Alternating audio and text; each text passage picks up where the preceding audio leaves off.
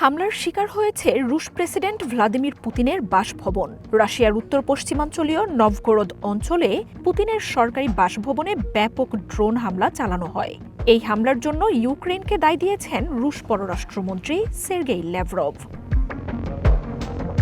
Lavrov জানান, নভগোরোদে হামলায় অন্তত ৯১টি দূরপাল্লার আনম্যান্ড এরিয়াল ভেহিকল ব্যবহার করেছে কিয়েভ। বলেন, রুশ আকাশ প্রতিরক্ষা সেসব ড্রোন ধ্বংস করে দিয়েছে। তবে হামলার সময় পুতিন নিজের বাসভবনে ছিলেন কিনা তা স্পষ্ট করেনি ক্রেমলিন। পুতিনের বাসভবনে হামলার জবাব যে কূটনৈতিক হবে না, সেই হুঁশিয়ারিও দিয়েছে রাশিয়া।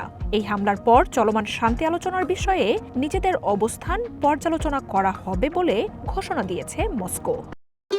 ভবিষ্যৎ হোক নিরাপদ, বিনিয়োগ হোক বিশ্বস্ত, আর আমার পছন্দ সল্ট বে। ওয়েলকাম টু সল্ট বে।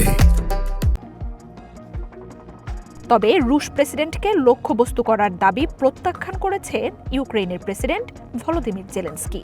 মিথ্যে ছড়িয়ে শান্তি আলোচনাকে ব্যাহত করতে রাশিয়া চক্রান্ত করছে বলেও অভিযোগ তুলেন এই নেতা। জানান, এর আগে বহুবার ইউক্রেনের সরকারি ভবনগুলোতে হামলা চালিয়েছে রাশিয়া।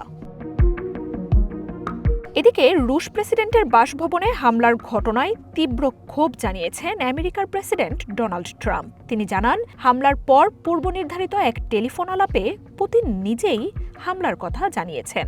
এই ঘটনায় খুব রেগে গেছেন বলেও জানান প্রেসিডেন্ট ট্রাম্প।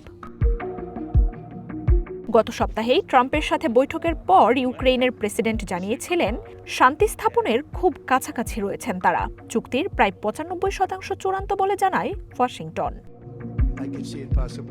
মার্জিয়া উপমা, ওয়ান ইন্টারন্যাশনাল ডেস্ক।